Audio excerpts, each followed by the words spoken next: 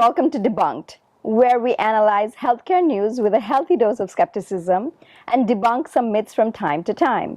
I am Arundhati Parmar, Editor-in-Chief of MedCity News, which covers healthcare innovation.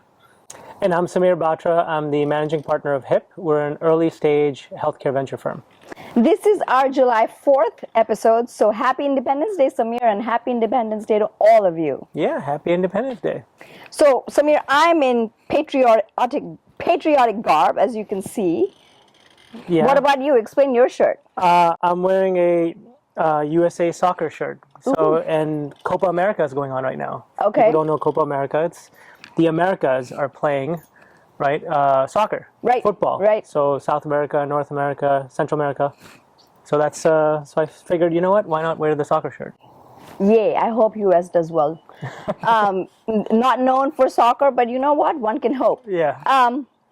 I wanted to talk to you a little about, where we are as a country, given that this is the Independence Day episode. Okay. We are at an interesting time in our history where there are fundamental questions about women's life, liberty, and their pursuit of happiness.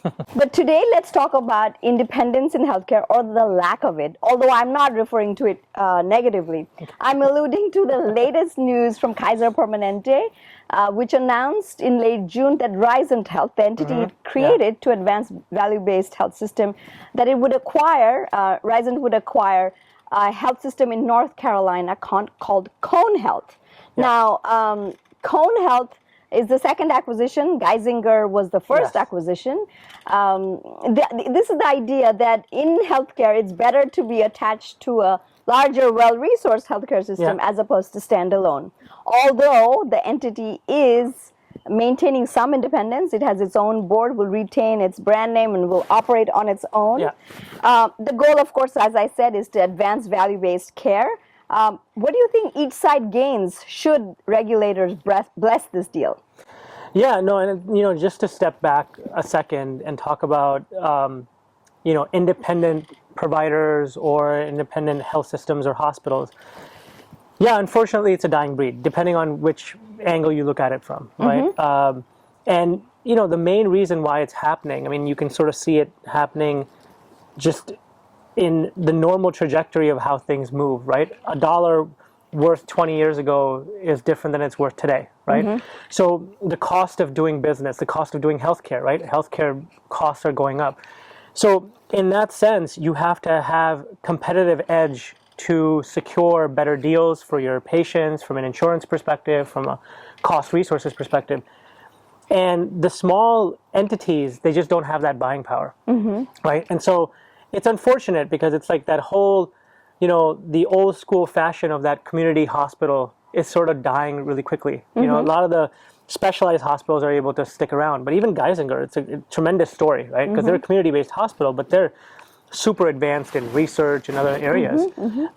So, it's something that's been happening for a while in healthcare. It's just now healthcare is so much in the news with the common individual who's not in the healthcare industry that we talk about it a lot more, right? So this whole formation of Risant and, even what happened with General Catalyst buying Summa, it's sort of like now it's big news, right? You guys are covering it, other big publications are covering it, national media is covering it. So here's the thing, right? So I will put it out there right away and we'll talk about it in a little bit. I don't mind this model. The GC Summa model, we can talk about and comment about, we've done in the past, and we can do it again. But for this perspective, you nailed it. Why is Kaiser doing this? Kaiser is flexing their muscles. I have some too. Right? So they're flexing their muscles. Listen, they're already in Georgia. They're already in Maryland and in DC and now Pennsylvania through Geisinger, right? So you're expanding your provider model, right? You're expanding access and coverage, right? They're already leaders in value-based care. Back in the 60s and 70s, oh, look at Kaiser, insurance company doing provider. Ha, ha, ha, ha. Now you look at them and go, damn, they figured something out way before, right? So they're a payvider. So they're basically expanding that model and scope, focusing on value-based care. They've been leaders in value-based care, right? But it's also coverage, and then also take it another step further, what I just talked about. You have more buying power. Right? The more providers you have, the more outreach you have, now Kaiser's not just in California and they're just negotiating contracts in California. Now they're in Georgia, Maryland, Pennsylvania, North Carolina. And I think, they're going to keep expanding, right? Maybe they'll become like a national-ish system, right? Where you have coverage everywhere. But, well, unless the FTC has something to say. Right now, people expect that FTC won't because it's a cross-market merger. There's really no, impact, at least that they are, usually concerned with, right? No, I get it, but I mean, then you can turn around and say, what about HCA and Ascension and Tenet? I mean, those companies, and those are for-profit arms, not Ascension. Right. They're for-profit. Right. Kaiser's not even a for-profit arm. Absolutely. Right? They're a non-profit system. So, I mean, you could point to Common Spirit is like all over the West Coast, and they had a massive merger with Dignity and Catholic. So I think, to me, this is the flavor that's the best potential for those small community hospitals to excel and survive. Like you just mentioned, and I have folks that I know at Geisinger and I know folks at Cone, and we do business with Cone. Nothing's going to change in that sense, right? There's going to be some leadership changes that happens, right? Like you're a CEO at Cone. I don't know. Are you? You can't be.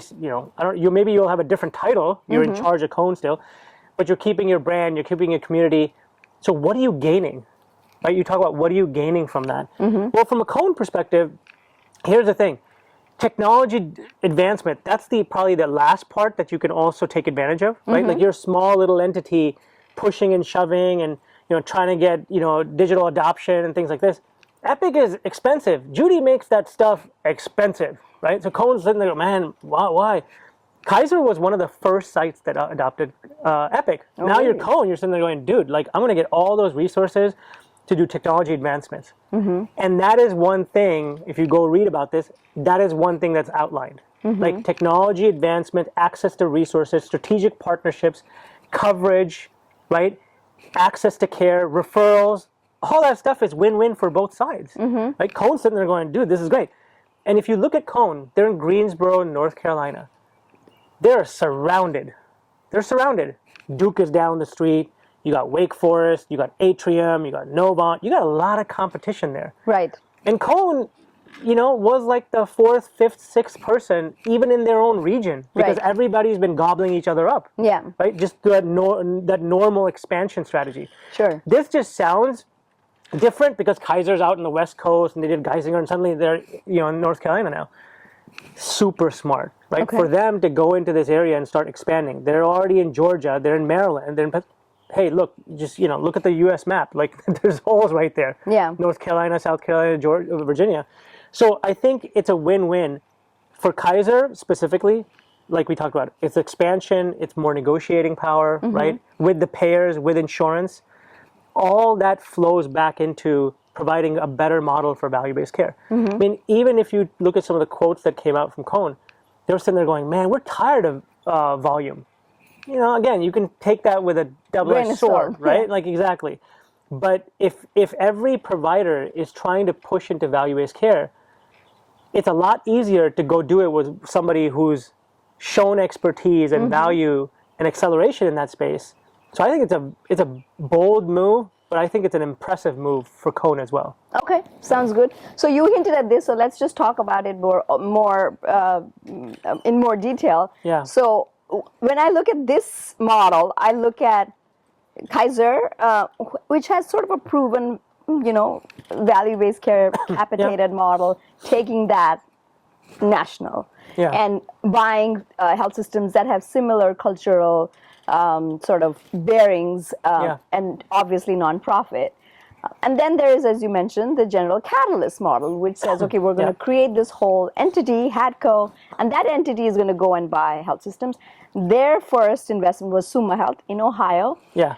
And the way I saw it was, okay, Kaiser's is a proven model, and General Catalyst is trying to create almost a testing ground of its technologies to see, okay, do these value-based care technologies or tech companies that claim to help you in value-based care, do these actually work on the ground? I mean, both are interesting plays. Which do you think has more staying power?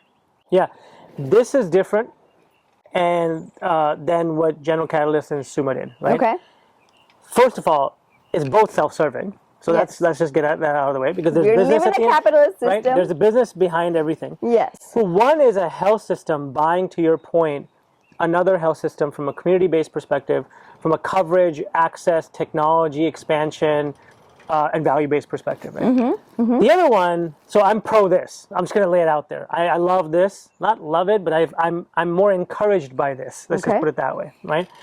So I'm more pro this. The PE and the VCs buying hospitals, it's just, you know what?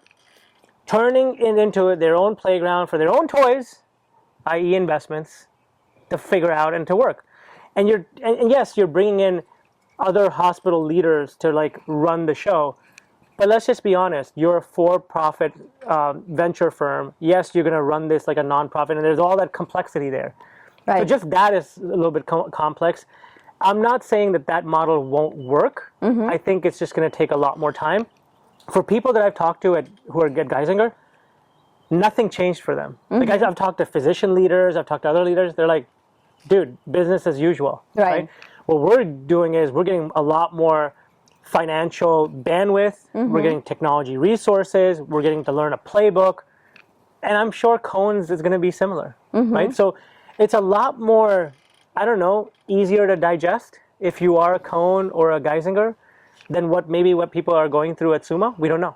Well, just to give them the benefit of the doubt, I mean, General Catalyst has said that don't expect a quick flip, Right. you know, with these Hadco acquisitions. Who knows? You know, Summa Health might get. Might be able to leverage some cutting edge technology that maybe Kaiser doesn't have. So that doesn't change your mind? No, not really. Okay. Because, I mean, come on, are you kidding me? Kaiser, remember the muscles? Yeah. Kaiser can flex muscles too. Okay, fair right? enough. So, like, they can flex muscles. And Geisinger is, like, no joke of a brand. Cohen is not a joke of a brand. It's a proven health system that has testing grounds. They have a venture group. They have innovation groups. So I'm not worried about that. Like, you're telling me that, oh, suddenly you're going to go to GC and Summa and you're not going to get the same type of technology options at Ryzen?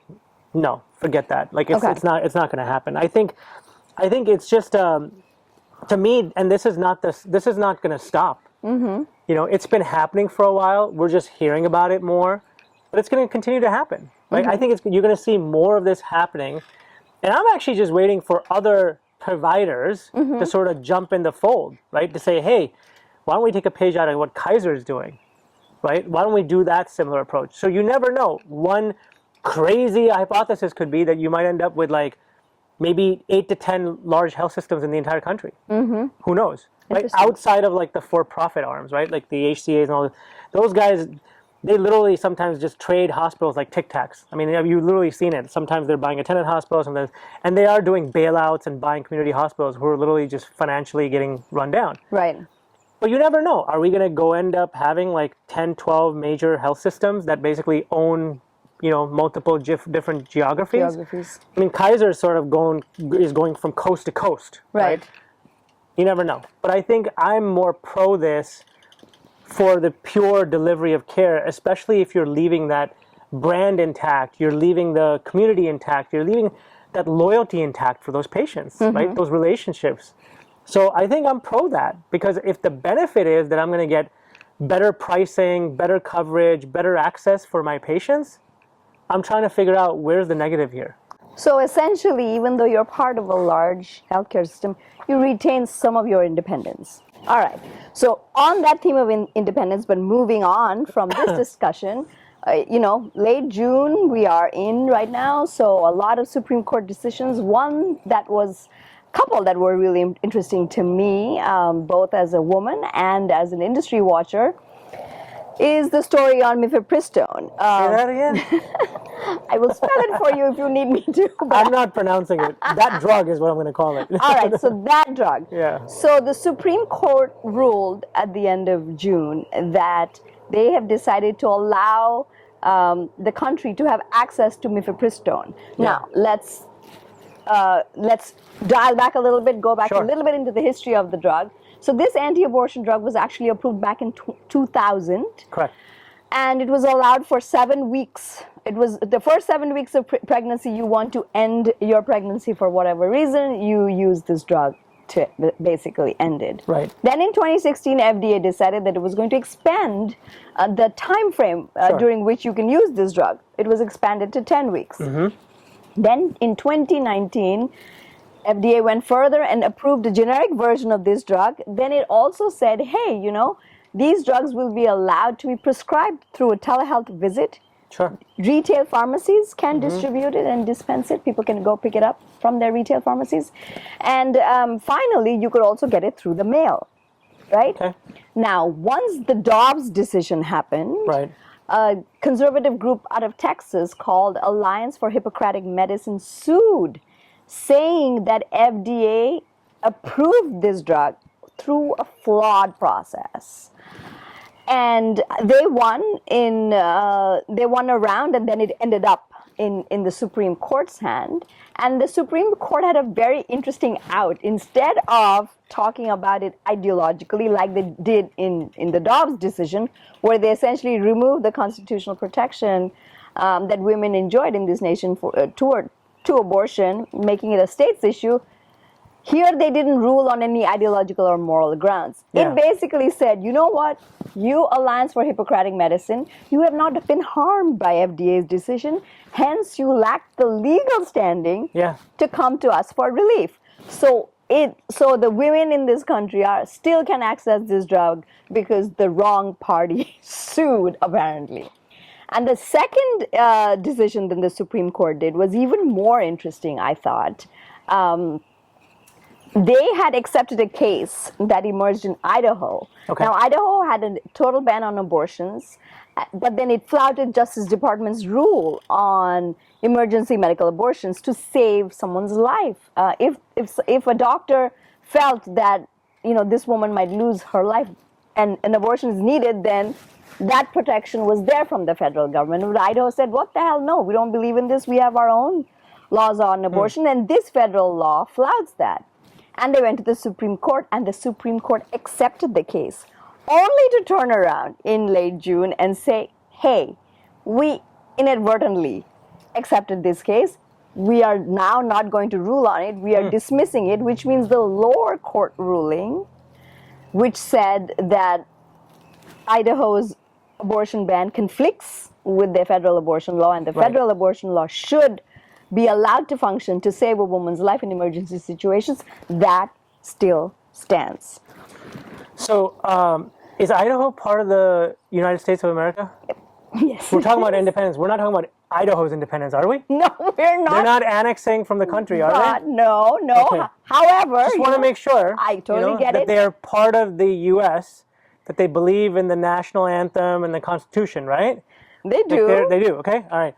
Man, conservative states are probably really not happy about this, right? They're like, damn it, we want to stop women's rights. Like, what the hell's going on in this country? Right? I probably won't go that Sorry, far, but sounds about right to me. But I will go and say that I think women should have some independence in these decisions, and doctors, it should be a decision between doctors and women themselves. Yeah. Each family will have their own decisions to make, of course, but then certain life and death situations should be in the hands of providers. I agree with your idea that providers should make these decisions and there are federal protections in place for a reason. However, this nation was built on the idea of federalism, where states' rights are a big part of what makes America America. I know. Right? Well, I mean, look, this is messed up shit. I'm just going to call it out. But I'm going to go and look at the positive side, which is on the first decision, the fact that the FDA can rest easy.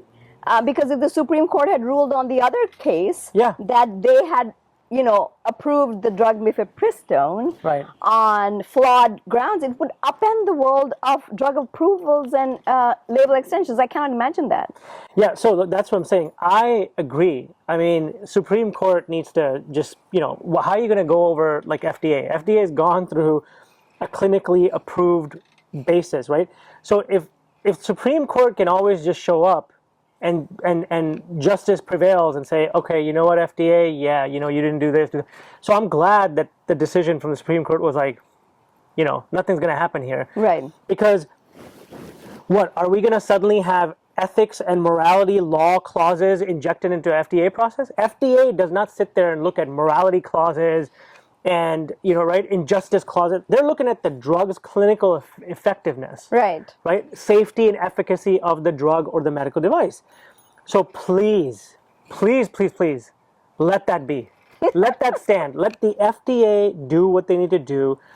I don't see that happening. I don't see like a change happening where we're going to suddenly start seeing justice departments or Supreme Court sitting there going, yeah, you've been FDA approved, but now we have to morally and ethically and justice, from a justice perspective, approve you. That ain't going to happen. So safe and effective physically, scientifically, and morally. You don't want that. Well, I mean, I think, look, morally, if you think about it, right, it's a judgment.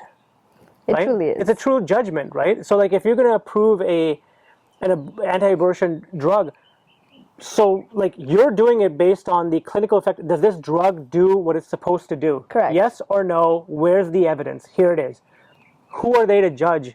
Who's going to use it? Why are they going to use it? And what characteristic are they going to use it? Right? Now, FDA, when they moved it from whatever, when you said 7 weeks, 10 weeks, that was based on clinical evidence that said, oh, guess what? In clinical trials, it's showing that it's still effective at this level, still effective at this level.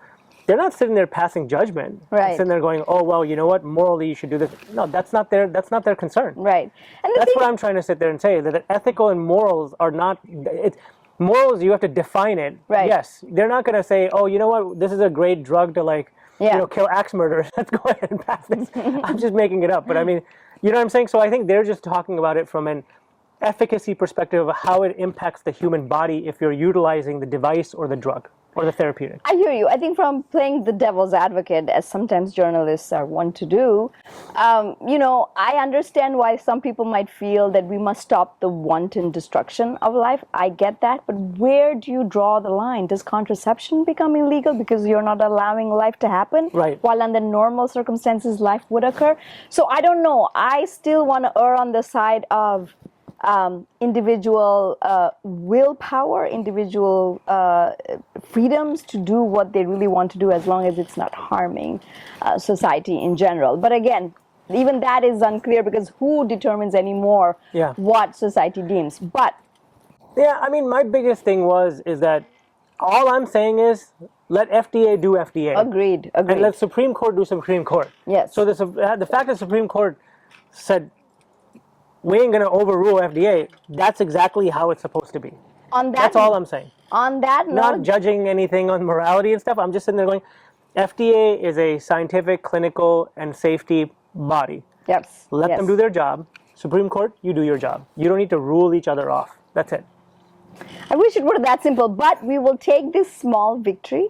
FDA retains its independence to apply its regulatory prowess in approving drugs. We'll take that as a sign of victory and independence for the FDA on this July 4th episode. Hallelujah. Yeah, and a big winner is, of course, women's health as well. Yes. In Idaho, you are part of the U.S. I'm going to leave it at that. He can't help that, Dig. Thank you so much for watching and see you next time. Take care, guys. Thanks.